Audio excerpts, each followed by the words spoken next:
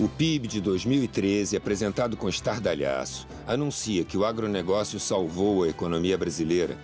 Ele fez a alegria dos que se beneficiam politicamente com esses números e dos que fazem bons negócios sem considerar a vida dos outros. O PIB não considera, por exemplo, as pessoas que contraem todos os tipos de enfermidades, inclusive o câncer. Não considera o custo do tratamento dessas doenças, as vidas que se perdem, a dor das famílias. Para eles, só conta o capital. Não se discute qualidade de vida nem a destruição da natureza. Só vale o mundo dos negócios. Eles estão contaminados pelas estatísticas mentirosas que mascaram uma guerra contra a vida. Em 2011, éramos cerca de 20 entidades. Hoje somos muito mais. Um imenso conjunto da sociedade luta contra o veneno que nos mata um pouco a cada dia quando consumimos alimentos contaminados pelos agrotóxicos.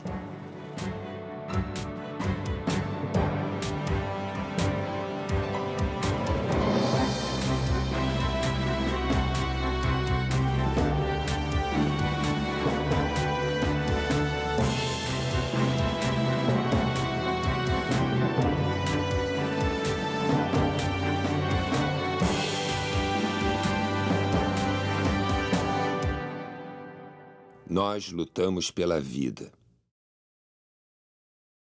Não há apenas uma forma de conhecimento válido nas sociedades, existem várias formas de conhecimento válido.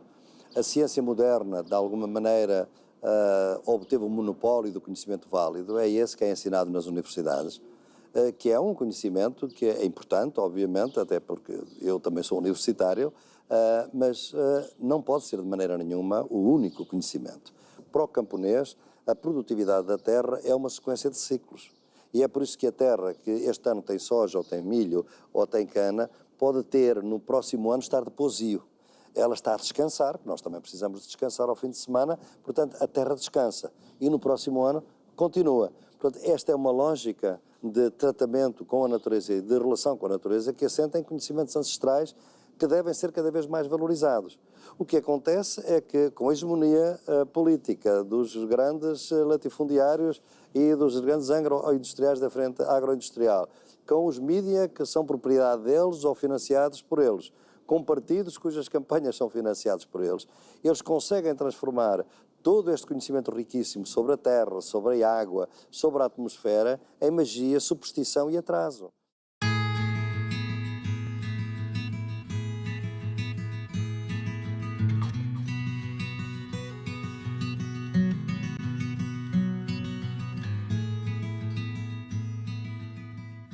Nela, até agora, não podemos saber que haja ouro, nem prata, nem coisa alguma de metal ou ferro.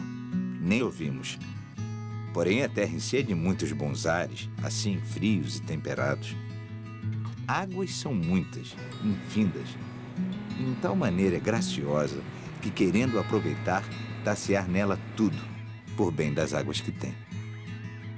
Carta a El-Rei Dom Manuel sobre o achamento do Brasil, 1º dia de maio de 1500. Um dos grandes dramas do século XXI será a luta pelo controle da água. Chamada Blue Gold, ouro azul pelas transnacionais que querem transformá-la em uma commodity a ser negociada nas bolsas de valores. Para a maior parte da população, a água é um bem comum inegociável. Brasil, Venezuela, Peru, Colômbia, Bolívia, Equador, Guiana e Suriname são os 8 países que formam a região amazônica. Eles têm o dever de protegê-la contra a ganância dos especuladores. Nesse cenário de destruição, até a natureza pede socorro.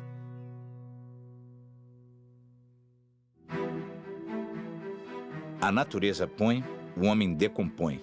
As belezas existentes de uma terra viva e colorida são destroçadas por um modelo predatório de desenvolvimento.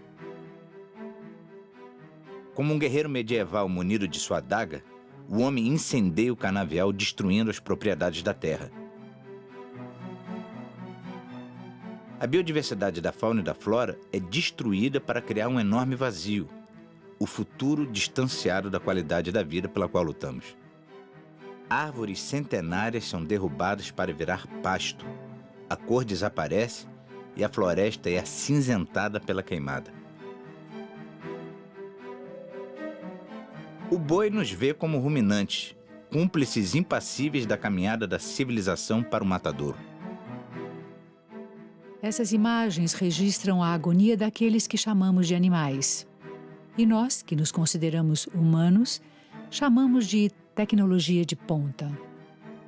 Caminhamos céleres rumo à barbárie, à desumanidade e ao desemprego no campo. Nas antigas veredas, as aves fogem, os animais desaparecem, as águas secam. Onde havia vida, nasce o deserto verde. Esse é o modelo que nos propõe o agronegócio. Terra arrasada para o povo e muita grana para os ricos. Ao contrário do que predisse o profeta, o sertão não vai virar mar, nem o mar vai virar sertão. A continuar o atual modelo agrícola, o Brasil será transformado num grande deserto.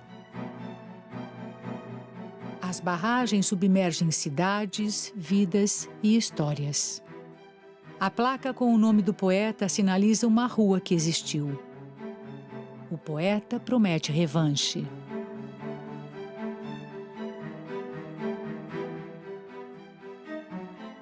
Seus poetas, lá no fundo das águas, vão reconstruí-la, vão reescrevê-la, e ela virá à tona, com limos, com magmas, e nós, homens mortais, vamos arrancá-la das águas, como nasce uma estrela de outra estrela.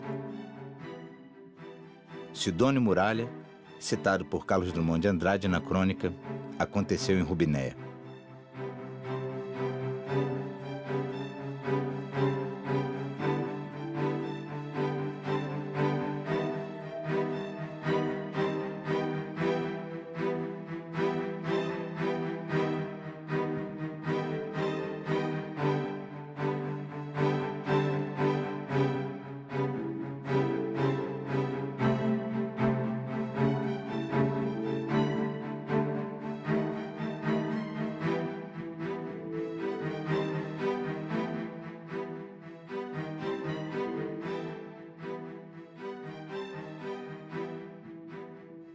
Antigamente, né, a geração anterior que a nossa, as pessoas ficavam com câncer já no final da vida, como que as células iam cansando, era mais fácil elas adoecer. Agora não. Crianças com 10, 12 anos têm câncer. Industrial agriculture does not produce food, and it does not cooperate with nature. It, in fact, works on the basis of a war against nature. And all the chemicals that were invented for war against man have been moved into agriculture. The pesticides, the herbicides, Agent Orange, chemicals meant to kill people. And it is no wonder that people continue to die. A gente resolveu fazer um inventário dos casos de câncer na Chapada do Apodi. E o padre fez uma apresentação da nossa equipe e falou assim: por favor, levante a mão quem tem algum caso de câncer na família. Cara, foi assim, toim. Sabe que daria uma cena fantástica? Porque quando as pessoas acabaram de levantar o braço, tinha mais da metade da igreja com o braço levantado. Por que esse alto índice de câncer no meio rural, né? Porque Rondônia, o uso de agrotóxico é largamente utilizado, não só pelo agronegócio, né, pelas grandes propriedades, mas também em pequenas propriedades e de forma desproporcional, né? Há um mito de que quanto maior a dosagem acima da recomendado, quer dizer, mais tempo, digamos, ele vai ficar com a roça, né, com a plantação livre de que eles chamam de pragas, né? que aqui na agroecologia nós chamamos de plantas amigas, né? A Organização Mundial de Saúde conta com um instituto, o IARC, que é dedicado à pesquisa sobre câncer, né? E esse instituto, que tem uma metodologia de trabalho bastante rigorosa e até mesmo conservadora, né, reconhece pelo menos 4 tipos de agrotóxicos como cancerígenos do grupo 1A, que são aqueles comprovadamente cancerígenos. Laranja. Estimula a resistência do organismo, anti-inflamatório, previne o cansaço e reduz o estresse. Laranja cultivada com fosmete, tóxico para o sistema nervoso. Laranja cultivada com triclorfomo, pode causar câncer, geração de fetos anormais, aborto e infertilidade. Banana, fornece energia, ajuda a circulação e inibe coágulos. Banana cultivada com triclorfomo, pode causar câncer e má formação fetal. Banana cultivada com carbofurano, pode causar câncer, puberdade precoce, infertilidade e aborto. Cebola, ajuda a controlar diabetes, reduzir níveis elevados de colesterol e pressão arterial. Favorece a saúde dos ossos, é anti-inflamatório e combate resfriados. Cebola cultivada com parationa metílica, pode causar câncer, puberdade precoce, infertilidade e aborto. Maçã, bom para o coração e a memória, previne o câncer. Maçã cultivada com abamectina, pode causar má formação fetal, aborto, infertilidade e intoxicação aguda. Maçã cultivada com ciexatina, pode causar câncer. Maçã cultivada com fosmete, pode causar danos ao sistema nervoso. Hortaliças, ajudam a combater o câncer, a diabetes e a regular a pressão arterial. Hortaliças cultivadas com acefato, pode provocar câncer, má formação fetal, aborto, infertilidade e intoxicação aguda. O câncer de bexiga, o câncer de rim, todos esses tipos de câncer são, de alguma forma, apresentam forte associação com a poluição ambiental, com agrotóxico, com contaminação, especialmente por metais, que são essas substâncias presentes nesses agrotóxicos que estão associados com o aparecimento de câncer. A função dos agrotóxicos é ser um elemento de eliminar organismos vivos, né? Eles produzem, dentro de determinadas escalas de contaminação, doenças, que elas podem ser doenças de curto prazo e doenças de longo prazo. E isso significa que nós estamos lidando com intoxicações agudas até várias formas de câncer que você tem colocadas aí pelo processo cumulativo, e hoje isso está extremamente disseminado do ponto de vista da população. A legislação sobre isso é um problema muito complexo, porque você tem, de um lado, a vigilância sanitária, que é um órgão ligado ao Ministério da Saúde. Do outro lado, você tem os órgãos ligados ao Ministério da Agricultura, e aí tem, objetivamente, um conflito de interesses. Quer dizer, além da questão científica, quer dizer, nem sempre essas decisões governamentais são tomadas com base científica. Elas são tomadas com base em interesses econômicos também.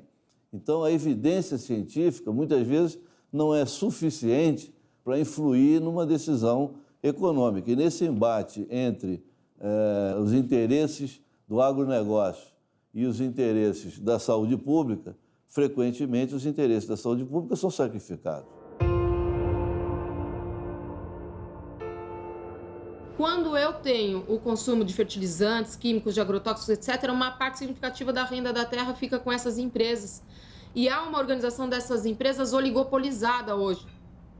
Então, há um controle desse mercado pelo capital internacional, pelo Monsanto, Syngenta, Dow, Bayer, BASF, adquirindo outras empresas menores do setor. No mundo, né? Não só no Brasil, no mundo como um todo.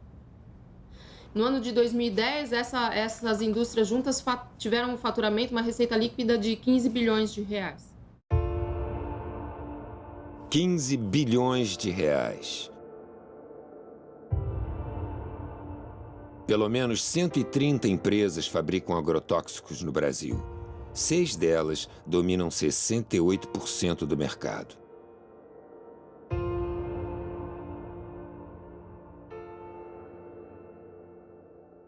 Os males do agrotóxico e a saúde do trabalhador.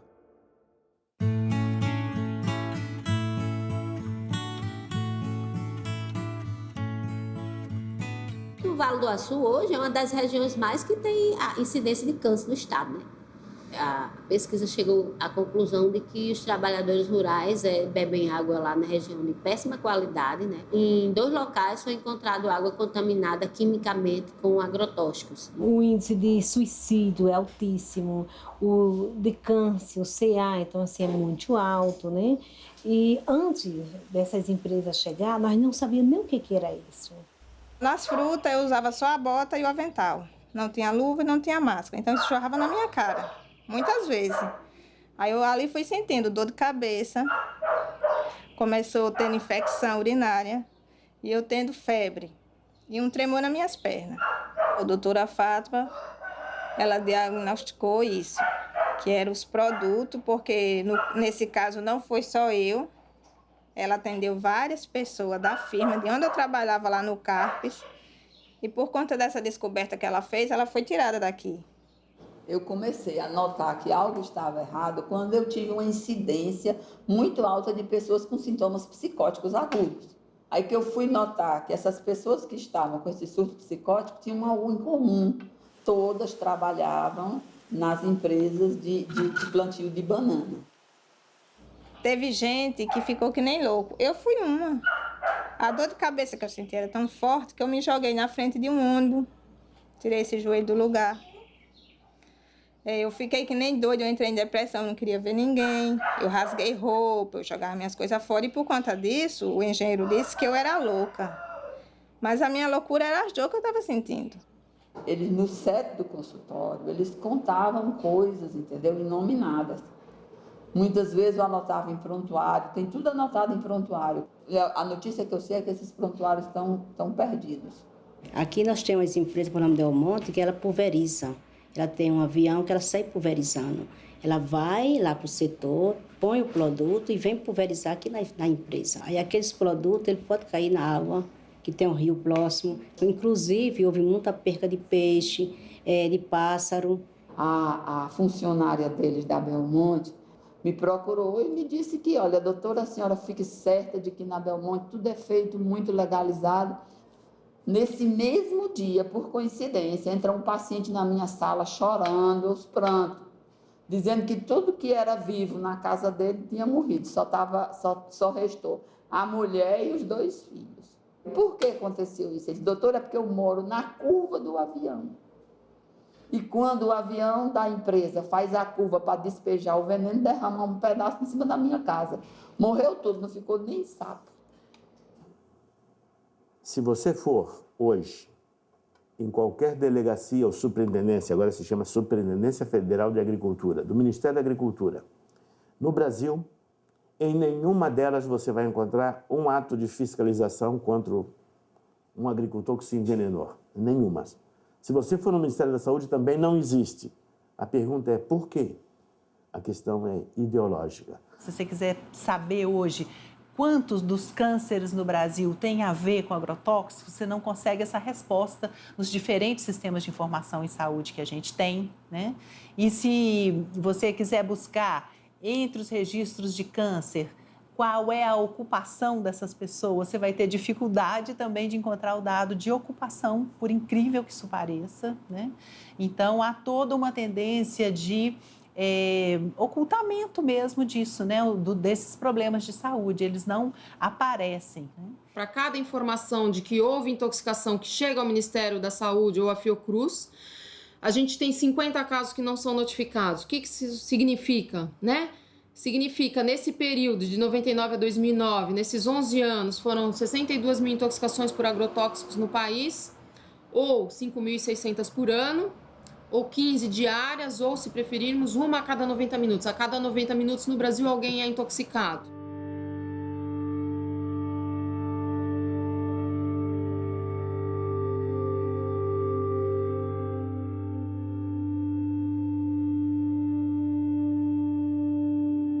O veneno chega pelo ar, pela terra, é pulverizado, mata de todas as formas.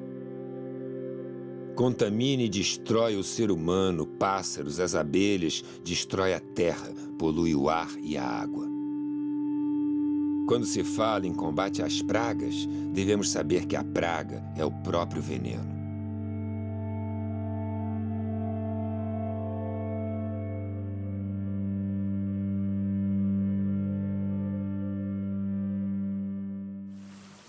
Em 3 de maio de 2013, a Escola Municipal São José do Pontal foi atingida por uma chuva de veneno engeopleno, da Singenta, lançado sobre lavouras de milho transgênico.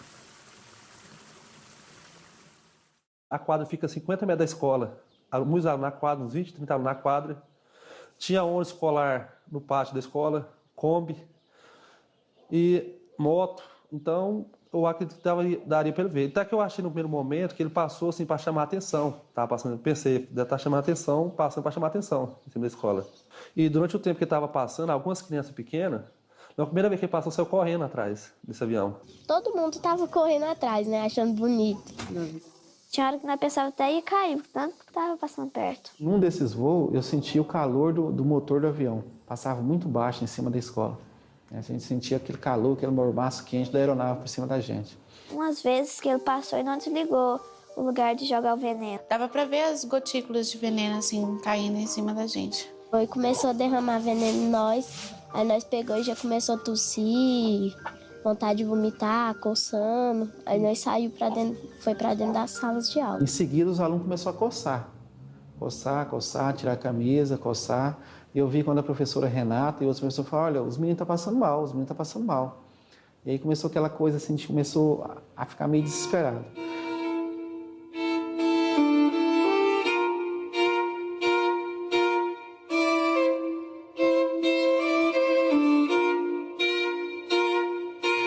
Aí eles ligaram da escola para o SAMU veio de encontro com outro ônibus, que eles colocaram as crianças que estavam passando mal mais que os outros dentro do ônibus e foram de encontro com o SAMU. Quando as viaturas alcançou, o pessoal parou, fechou a estrada, a GO lá fechou a estrada, e lá mesmo o pessoal do SAMU, bombeiro e ambulância da saúde mesmo que estava indo, começou a fazer atendimento a essas crianças, no meio da estrada lá. As crianças já chegou no hospital com soro, né? Por exemplo, a Luana deu vários desmaios nessa viagem, até mesmo dentro da viatura. Outros já chegaram com oxigênio. Situação assim de pânico mesmo. Senhor Jesus, misericórdia.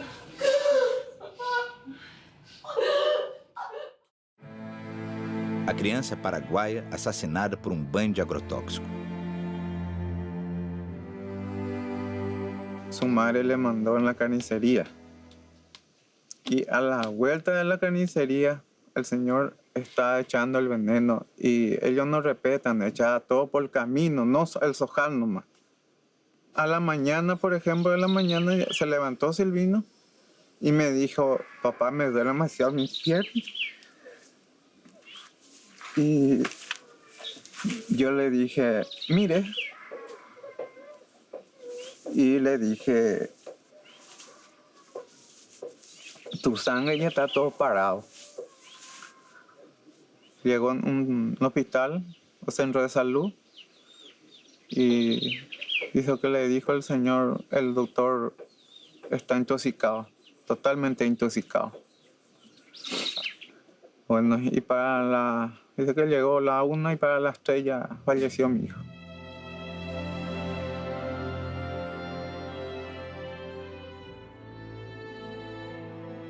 A cultura do tabaco utiliza em média 42 tipos de agrotóxicos, causando uma devastadora contaminação humana e ambiental. Eu estou no fumo desde os 7 anos que o pai começou a plantar. E desde ali eu estou na lida do fumo, sempre, direto, cada ano. E daí com isso eu sinto mesmo em mim que está agravando cada vez mais, né? Nós, aqui na região da Depressão Central, região do Vale do Taquari, região Vale do Jacuí, é a maior região produtora de fumo, tabaco do Rio Grande do Sul, né? Os vizinhos ali para cima também tem. que fico mal, dá dor de estômago, vomito, fico bem ruim quando colho o fumo. Nós tínhamos uma careira de abacate ali em cima, faz tempo, mas morreu tudo. Está no ar o veneno, nas águas, por tudo, não tem. As pessoas não têm mais como se escapar também. Olha, das vezes que eu fiquei ruim, eu acho que foi da consequência do fumo. Porque eu estava lidando no fumo, dá um vômito tão forte, né? E um mal-estar, uma tonteira que eu acabo indo pro posto, né? Fazendo um soro daí. A servidão torna os plantadores de fumo totalmente dependentes das fumageiras. As famílias produtoras de fumo, além de todos os riscos que ela se submete em termos de saúde, ela deixa de produzir seu próprio alimento. São famílias que não têm mais vida comunitária, porque é um tipo de trabalho que alguns chegam a usar o termo servidão. É um termo bastante forte, mas é um estilo de servidão, porque não tem nada a ver com a lógica camponesa de organização do trabalho. Cada família, na sua propriedade, trabalhando para uma empresa. Arresto. Dona Eva da Silva, um caso exemplar. Quando a família ela não cumpre a estimativa, ou até mesmo não tendo nenhum problema, quando a família não está entregando o seu produto, a indústria tem um respaldo jurídico que é fazer o aresto. O que é o aresto? O aresto é uma medida judicial que a empresa tem legalidade para fazer, que ela busca junto com o juiz uma autorização para ir lá arestar, buscar do galpão do agricultor para a sua empresa o fumo. Mataram a minha mãe com ordem da justiça. Ela não tinha uma conta. Tá aqui as notas fiscal. Tá aqui os negativos do último ano. 0. Insumo 0. Prestação de forno 0. Tá aqui as notas fiscal. Daí a empresa vai com um respaldo policial, vai oficial de justiça, vai funcionários da brigada, né, policiais acompanhar os funcionários da empresa para ir lá buscar o produto. E a dona Eva, mesmo alegando que não tinha dívida, né, eles, não, nós vamos carregar o teu fumo. E ela disse, não, se vocês carregarem o meu fumo, eu vou me matar. E assim ela fez. Começaram a quebrar a porta do galpão, começaram a carregar. Ela veio atrás da casa, tinha uma parreira com uva, com tanque, pegou uma corda, se enforcou, ficou em pé. E ali ela morreu em pé. Por causa de uma fumageira.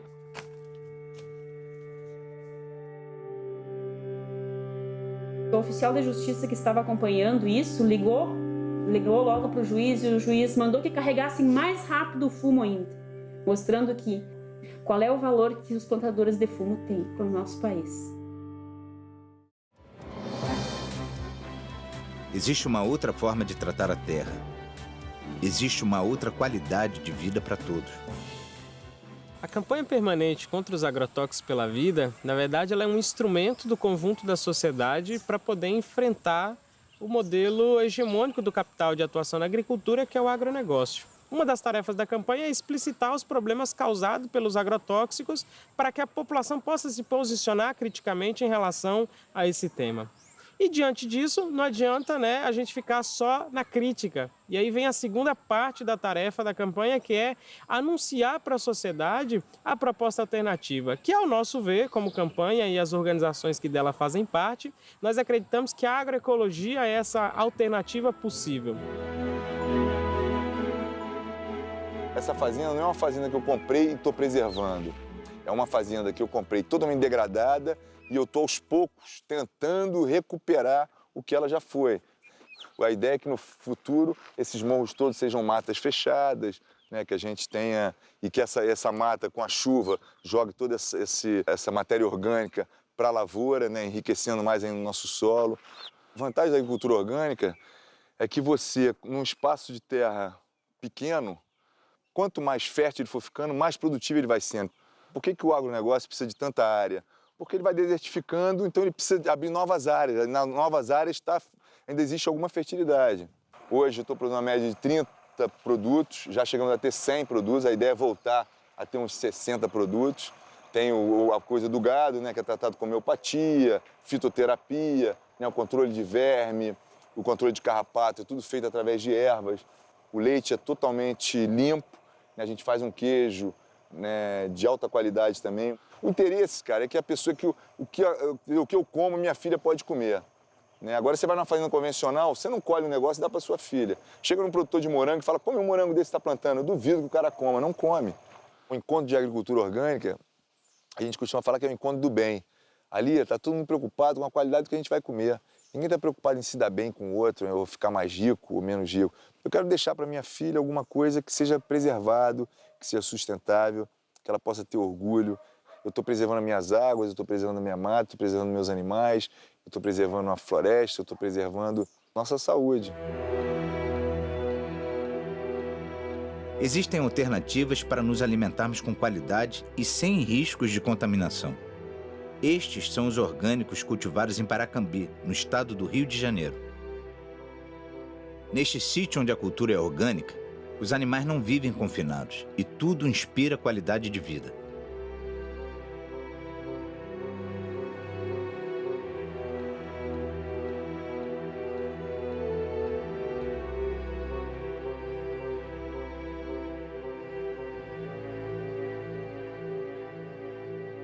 Além de não conter agrotóxicos, o alimento agroecológico também não porta em si injustiças. Ele não porta expropriação da terra, ele não porta trabalho infantil, ele não porta violência contra a mulher, ele não porta contaminação ambiental dos rios, do solo, dos açudes, contaminação das pessoas e contaminação dos alimentos. Os que ainda aguardam a terra já trabalham com agroecologia.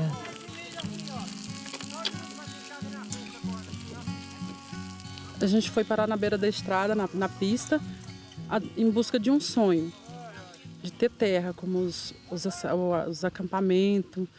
Aí um belo de um dia apareceu um amigo da gente, aí ficou sabendo daqui do Manga Estivo. Aí chegou lá, comentou pra gente, a gente se interessou e veio. E hoje nós estamos aqui, plantando. Aqui nós trabalhamos com agroecologia, né? A gente aqui não tem agrotóxico, mas infelizmente os fazendeiros que estão ao redor daqui do acampamento, e eles jogam veneno nas roças de milho deles, na soja, e automaticamente cai veneno sobre nossas plantas. Meu desejo é que o INCRA tome as providências, reparte logo a terra para nós, que é para nós poder trabalhar, criar nossos filhos e ter uma boa agricultura sem agrotóxico. Esse é o sonho de todos os que estão aqui. Ao lado da fazenda onde o verde floresce, vemos uma plantação queimada pelo uso de herbicidas e pesticidas. Até as cores esmaecem.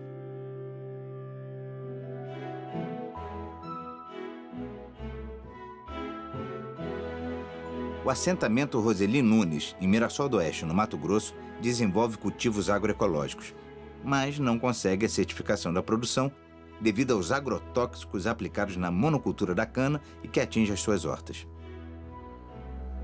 Pedimos a ajuda e o apoio dos órgãos públicos de todas as áreas: saúde, agricultura, meio ambiente. Nós lutamos pela agroecologia, pela produção natural do alimento.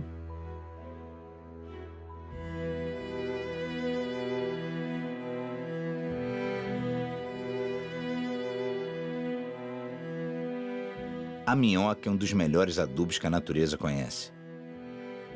Aprendemos dentro da agroecologia de nós mesmos produzir nossa própria semente. Então aqui vocês estão numa área de produção de frutas. A gente trabalha com plantas baixas também no meio das fruteiras, né? A gente trabalha com... A hora que acabou a produção, a gente entra com adubo verde, depois incorpora para ter o adubo nas plantas, né? E aí depois a gente volta a plantar abóbora e feijão no meio das fruteiras. Aqui é um biofertilizante, que é um adubo foliar. Ele serve como inseticida, né? Que ele tem o NIM e tem o adubo de gado cru, né? Verde. Então ele fica por 20 dias Ele dá uma pressão aqui dentro e aí ele acaba para pulverizar ele. Você utiliza aí daí 2 litros desse aqui com 20 litros d'água e acaba pulverizando. Para pulverizar e serve como inseticida e como adubo foliar. Aqui é o biofertilizante, que a gente usa na proporção de 1 litro, para 20 litros. A composição dele, esterco de gado fresco, esterco de gado do dia, né? Capim triturado, uma rapadura, 1 litro de leite. Desse aqui, o que eu gosto desse aqui é R$1, que é uma rapadura. Porque o restante a gente tem o leite, tem o esterco, nada de agrotóxico. Você produz no seu próprio propriedade, no seu próprio terreno você produz. A agrofloresta é considerada a melhor das alternativas para garantir a diversidade na agricultura. A agrofloresta é um sistema de agricultura que considera a terra um ser vivo. Todas as vidas dependem dessa vida. Se essa vida aqui está na UTI, onde é que nós estamos que dependemos dela, né? O que a gente come, o que a gente bebe, o ar que a gente respira, a roupa que se veste, tudo depende de como está a terra. Eu trabalho aqui em 1 hectare de terra, cerca de 13 mil quilos de alimento que a gente consegue produzir. É justamente em 1 hectare de terra, né? Além dessa grande diversidade de plantas que existe. Esse sistema de agricultura, a gente aprende tudo com a natureza. Se você começa a observar, você vai ter um monte de coisa, um grande aprendizado. Se você for afastar a folhagem ali e for olhar o solo, você vê uma diferença muito grande daquele solo ali para este solo aqui. Eu recebi esse lote de terra de 15 alqueires de herança do meu avô materno, quando eu tinha 15 anos. E com 15 anos eu comecei a plantar árvores aqui. Naquela ocasião não tinha nenhuma árvore nesse lugar. Então faz 30 anos que eu estou plantando árvores aqui. Quer dizer, se na natureza o que nós encontramos são florestas, então nós vamos ter que fazer agricultura dentro de floresta, né? É isso que é a agrofloresta. E nós vamos ter que, então, respeitar os ciclos de formação da floresta, né, para fazer atividade agrícola. O resultado, ele vai aparecendo, às vezes demora um pouco, tem que ter um pouco de paciência, né? Mas eu cansei de ver insetos que estavam aparentemente gerando um problema ou doenças desaparecerem do nada. Apenas eu continuei fazendo o meu trabalho de enriquecer biologicamente o lugar, aumentar a biodiversidade e trabalhando o solo e a biodiversidade ambiental. Só isso. Há um grau de artesanato na nossa atividade, mas isso não quer dizer que precise ser feito pequenininho só para o autoconsumo.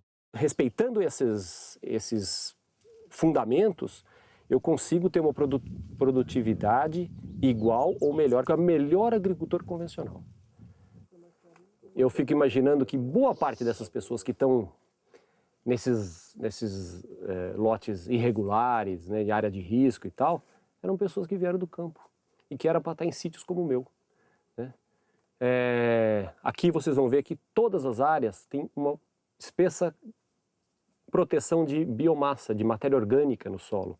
Então toda a chuva ela é retida, absorvida e levada para os reservatórios. Então toda essa chuvarada que está criando desgraça em alguns lugares, para nós só está criando benefício. É até constrangedor falar isso. Mas para nós isso é extremamente importante, porque ela está abastecendo meus mananciais, para que na época da seca eu tenha água reservada.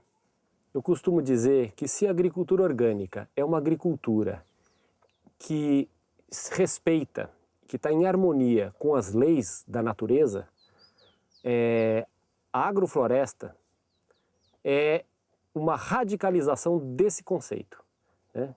E ele tem como característica produzir muitas espécies vegetais e muitos tipos de alimento simultaneamente, de modo que sempre nós teremos comida dentro de uma agrofloresta. As cooperativas agroecológicas potencializam a produção e a distribuição dos produtos orgânicos.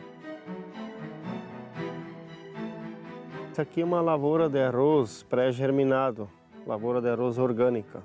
Para não contaminar essa nossa lavoura, nós tivemos que erguer uma estrada e deixar crescer essa vegetação, porque do outro lado tem uma lavoura de arroz convencional que usa veneno, passa veneno de avião e interfere, acaba entrando na nossa lavoura de arroz e contaminando o nosso arroz orgânico. A gente controla as ervas daninhas invasoras com a água, com a lâmina d'água. A gente trata não agride a natureza e ela também não agride o ambiente, porque nós viemos tudo de uma luta por uma conquista da terra, a socialização do uso dos recursos naturais. E, então, de nada adianta nós conquistemos esses recursos naturais, que são a terra, a natureza, a água, e nós não cuidar dela. Então, aqui a gente faz o processo do recebimento do arroz. Então, o arroz é plantado e tal e vem para cá. Aí a gente faz o recebimento, análise todo do arroz e vai para o engenho. Aí o arroz é secado, descascado, né? Daí a casca do arroz, ela vai para a cama, para ser feita cama para os suínos, né? E o farelo do arroz é feito para alimentação deles, como ração para o suíno. E daí o arroz próprio, né, vem para cá, para a sala da embalagem, onde a gente faz o processo de empacotamento, embala todo o arroz e deixa ele pronto para ir para o mercado.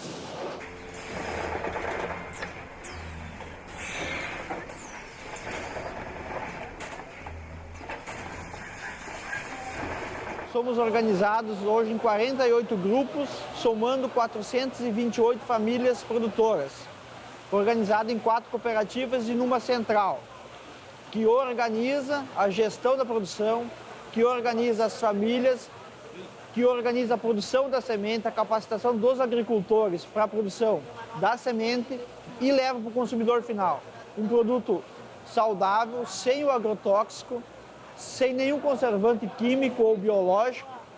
Eu acredito que é possível alimentar a população hoje produzindo orgânico em larga escala. La agricultura industrial de monoculturas solamente produce 30% de los alimentos que nosotros comemos en el mundo. ¿Ah? Y es una comida de no buena calidad porque tiene transgénica y tiene también pesticidas, ¿no? El 50% de la comida que se come en la humanidad es producida por los camponeses, que controlan 20% de la tierra. Imagina que você agora dá 50% de la tierra a los camponeses. ¿Ah? Habría alimento para todos. Alimento para o futuro, formando desde a infância.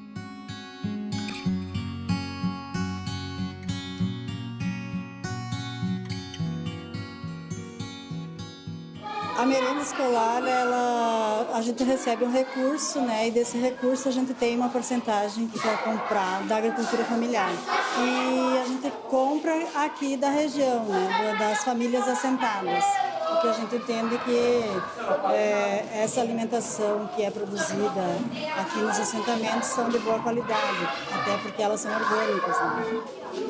A gente também busca trazer para a realidade dos conteúdos a questão da importância da saúde alternativa, da alimentação saudável e tem uma oficina especial para a questão da agroecologia, onde a gente também produz a questão da horta, do uso eficiente da água.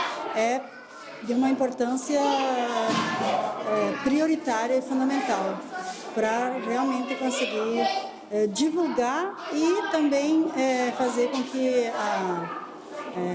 as famílias, as pessoas se conscientizem da importância de uma alimentação saudável e também do meio ambiente, né? Aproximando o produtor do consumidor. As feiras agroecológicas.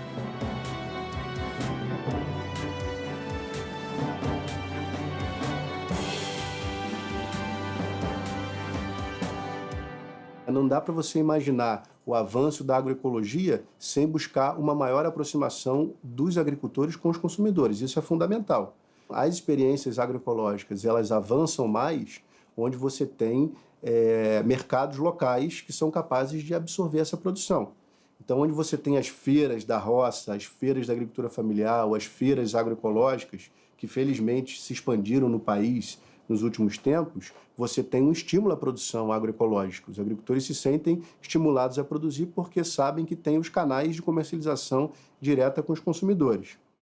Eu estou convencido e acredito que tenho elementos suficientes para comprovar isso, e em muitos outros lugares outras pessoas pensam a mesma coisa, em que a única solução para a produção alimentar, quer dizer, e de outras coisas não necessariamente alimentares, outros produtos da agricultura, de forma sustentável vai ser através da agroecologia e em combinação com a agricultura familiar.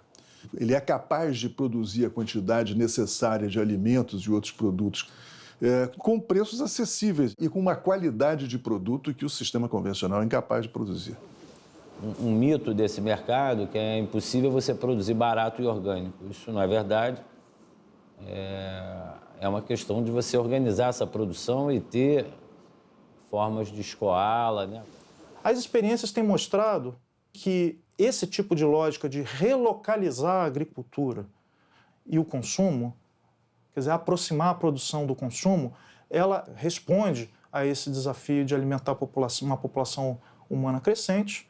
E hoje existem já vários documentos internacionais das Nações Unidas, da FAO, que reafirmam isso. Isso já não é um discurso vindo só dos movimentos sociais. Tem um conjunto de documentos importantíssimos no plano internacional que confirmam o papel dessas experiências e, além de confirmar, dizem mais.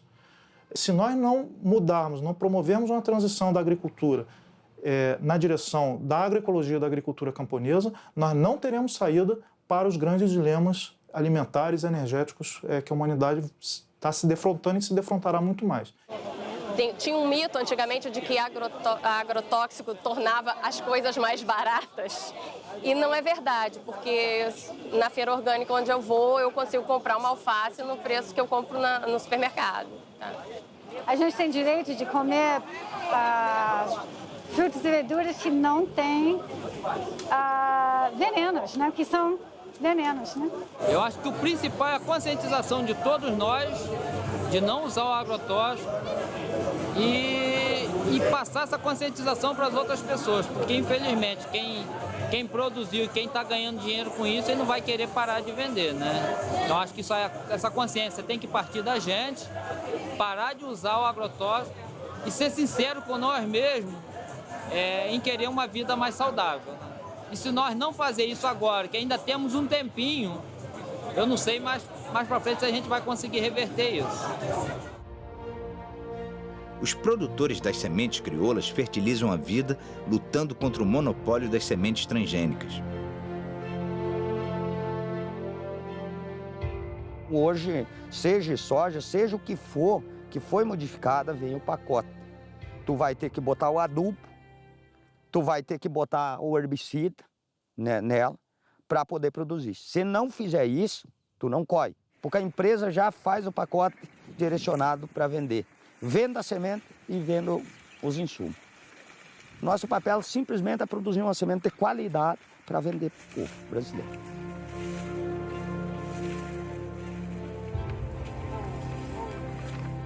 Uma ideia que a gente criou, que a gente produzir e não cobrar muito caro. Porque senão o pobre, aquele está com menos condições financeiras, ele vai acabar comendo veneno igual. Então a gente precisa fazer alguma coisa para contribuir com o pessoal também, né? Essa aqui é a nossa câmera que a gente guarda a semente, né? Aí ela fica armazenada aqui dentro. Depois que ela é limpada, beneficiada, ajeitada, aí a gente bota nas bombas e aí traz para cá e aí tem essa identificação, lote por lote. Ó. A semente, ela é a independência dos povos pobres. O produtor ele é independente se ele tem terra e semente. A importância da semente crioula, da semente orgânica, da horta orgânica, ela é uma importância tão grande na vida nossa. Essa é o nosso projeto de liberdade. The power of the corporations that began as chemical companies to make war chemicals became chemical companies to sell poisons in agriculture and now control the seed. They have such a strong power. They are shaping agriculture policy. They are shaping government decision. And this is against democracy. It is a kind of dictatorship. Uma das frentes de luta neste momento nesta área é exatamente a luta pelas sementes e a luta pelas sementes camponesas e pela variedade das sementes, que, como nós sabemos, em certos continentes, nomeadamente na Índia, só para o milho havia milhares de variedades e que foram sendo destruídas pela Revolução Verde e que agora estão ainda a ser mais destruídas pelas sementes transgénicas e, portanto, com os organismos geneticamente modificados. Não são poucos no Congresso os que sabem dos riscos do agrotóxico para a saúde de todos. O problema é que a bancada ruralista está mais interessada nos negócios do que com a saúde pública. 40 mil proprietários rurais controlam 40% das terras e elegem, no mínimo, 120 deputados federais. A agricultura familiar, com 12 milhões de pessoas, elege de 10 a 12 deputados. Uma opção política. O Ministério da Agricultura recebe 10 vezes mais recursos para cuidar do agronegócio do que o Ministério do Desenvolvimento Agrário usa para cuidar dos pequenos agricultores. Enquanto o agronegócio cria commodities para exportação, o pequeno agricultor põe comida na sua mesa.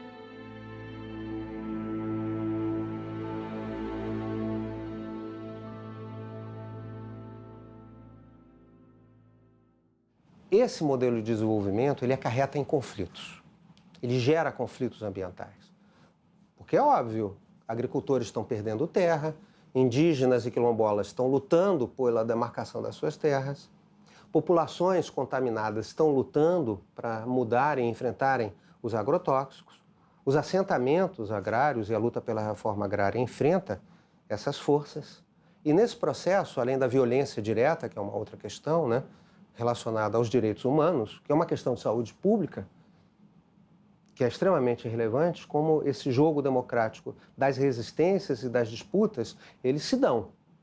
Se acusa muito e criminaliza-se muito movimentos sociais, mas não com a mesma velocidade ou com a mesma força que deveria se avaliar os poderosos economicamente e politicamente que infringem direitos humanos e que desrespeitam as populações e violentam, assassinam, ameaçam.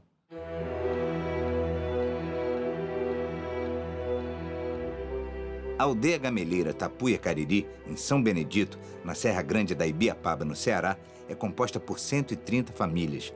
A comunidade está na área há 150 anos, é reconhecida como indígena e luta pela demarcação das terras.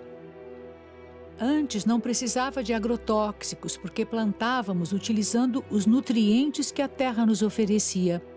A Mãe Natureza nos oferecia os alimentos necessários e isso foi tirado com a desmatação para plantar hortas. Socorro! Pedimos a todos os órgãos públicos e federais que nos ajudem a acabar com o uso dos agrotóxicos, pois precisamos de ar puro, águas limpas e terras férteis. Nosso maior sonho é ter liberdade e as terras demarcadas. A indústria vende agrotóxicos fatais para as abelhas que polinizam a vida.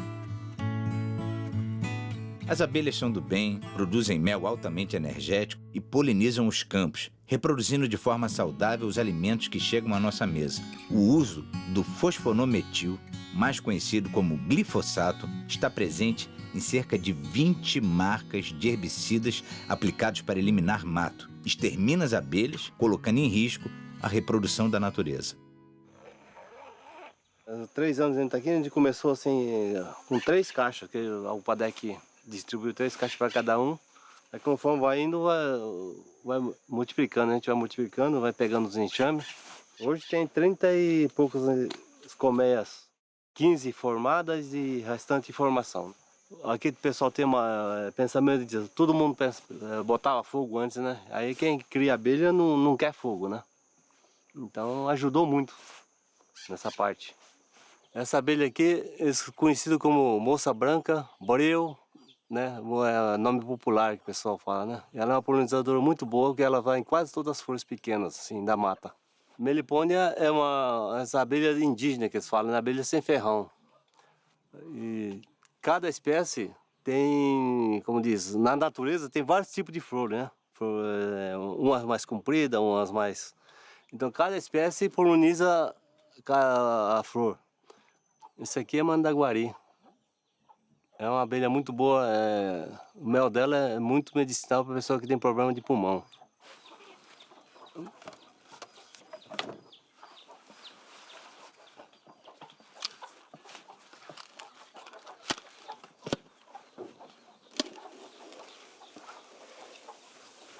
Aqui, ó. Esse aqui é os filhotes, né? Esse aqui são os potinhos de mel e pólen.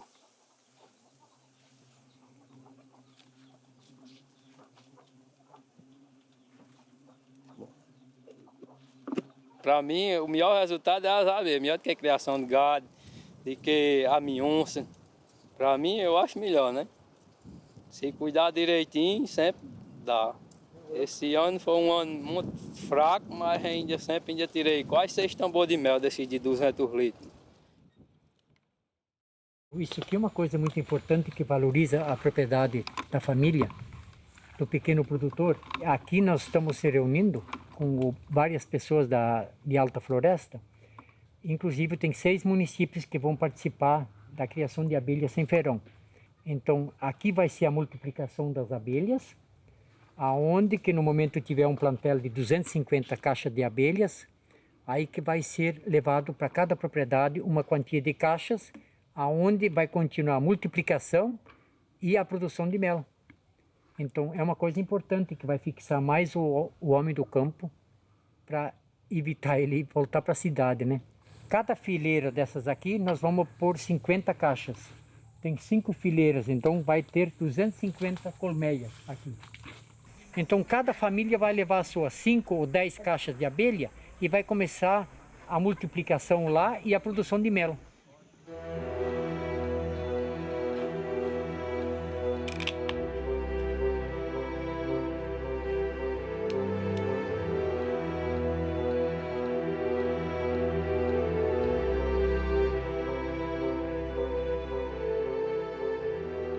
Nós visitamos comunidades, por exemplo, em transição agroecológica, onde está organizada uma cooperativa de jovens que fazem apicultura numa atividade altamente compatível com o semiárido, né?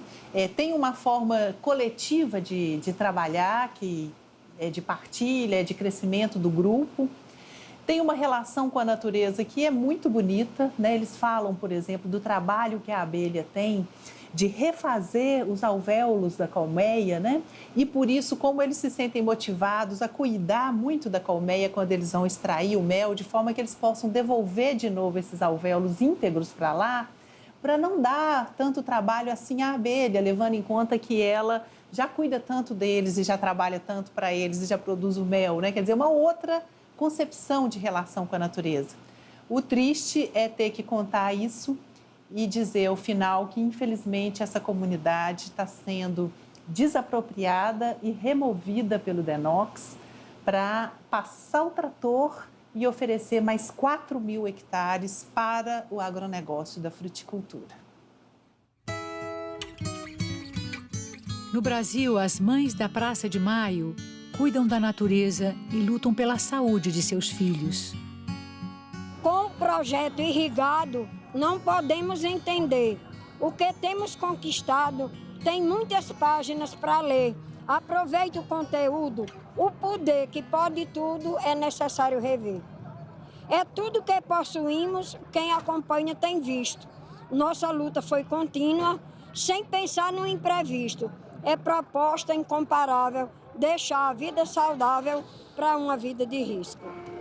Nós estamos vivendo diante de um dilema que é o projeto de irrigação da Chapada do Apodi, onde lá nós temos cerca de 1.000 famílias que vivem da agroecologia na sua pequena propriedade, nas suas áreas de assentamentos, e agora a presidenta Dilma em um decreto, decreta a desapropriação de 13 mil hectares. Para vocês terem uma ideia, o município de Apodi é o terceiro PIB do estado, devido a toda essa produção, todo esse trabalho. Esses agricultores hoje, com todos esses projetos, com assistência técnica, com uma renda que não se tem em outro lugar no semiárido.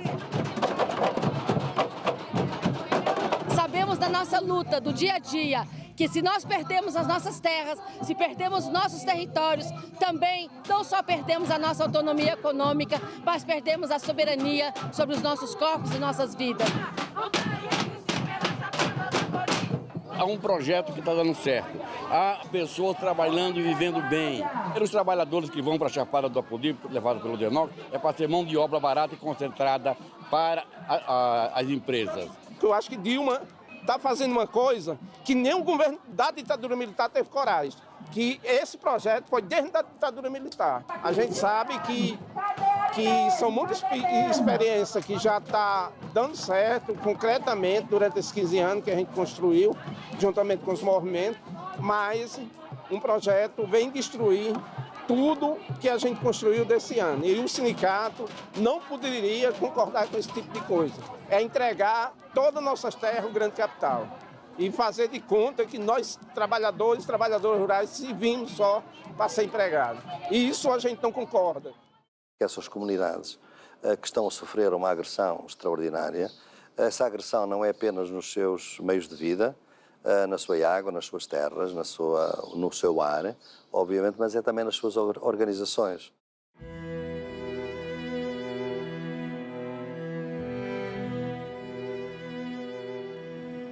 Agroecology is a social movement. Agroecology is a social movement because it re-establishes our relationship with the earth. It brings ecology back into the consciousness of farming. Industrial agriculture makes us blind to the earth and nature's processes. But it is also a social movement because it is attracting very different kinds of people who become agents of change for how we produce agriculture and how we produce our food. Essas manifestações de resistência, elas se articulam em rede, né? Elas se apoiam mutuamente, elas trocam as experiências, elas buscam fortalecer umas as lutas das outras, né? E que vem na agroecologia uma resistência contra esse modelo dominante de agricultura, que é o modelo do agronegócio.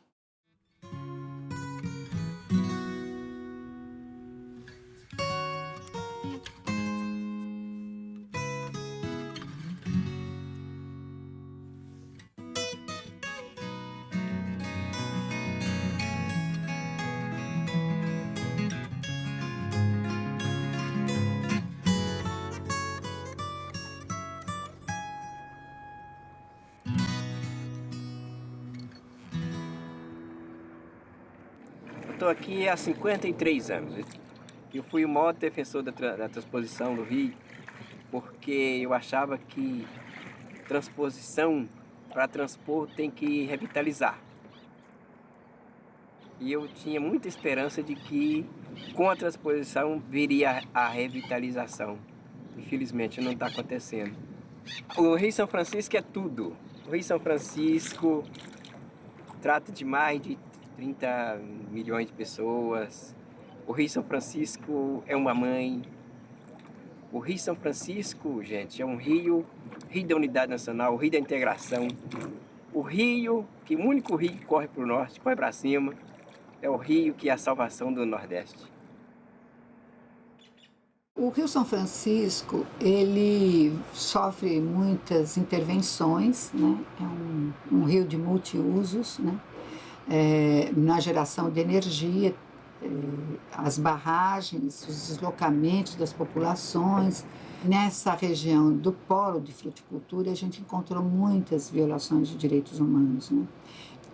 Violações relacionadas à exclusão das pessoas à própria água, à exclusão das pessoas à própria acesso à energia elétrica, por paradoxo que seja, ao assoreamento do rio, a utilização de pescas, de cultivo de peixes com rações e produtos que contaminam a água, a utilização, então, pelas comunidades ribeirinhas dessas áreas de vazante do rio, né?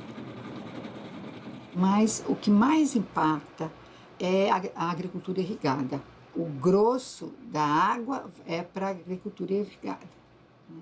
A água que faz toda essa irrigação é do São Francisco e ela volta para o subsolo e volta para o São Francisco, com, obviamente, agrotóxicos. Então, são vários estudos que existem mostrando a contaminação do rio São Francisco, né, por agrotóxicos. More than any other activity, agriculture is totally dependent on nature. Without soil, you don't have food. Without sun, you don't have food. Without water, you don't have food. Without seed and biodiversity, you don't have food. So the foundation of agriculture is nature. We can either have a monoculture of the mind, which is a militarized dictatorship, or we can have a diversity of the mind and of the planet, which is freedom and prosperity for all. Dependendo dos rumos para onde vai o chamado complexo econômico social da saúde, ele já também condiciona e induz um modelo de desenvolvimento mais equânime, inclusivo, socialmente justo, ou um modelo de desenvolvimento perverso, iníquo e que, ao invés de produzir saúde, produz doença. It is now time to recognize that life in freedom, life in diversity, life in health, life in resilience is the ultimate creative act. And to the extent we cooperate with the earth to enhance these processes, we are all artists.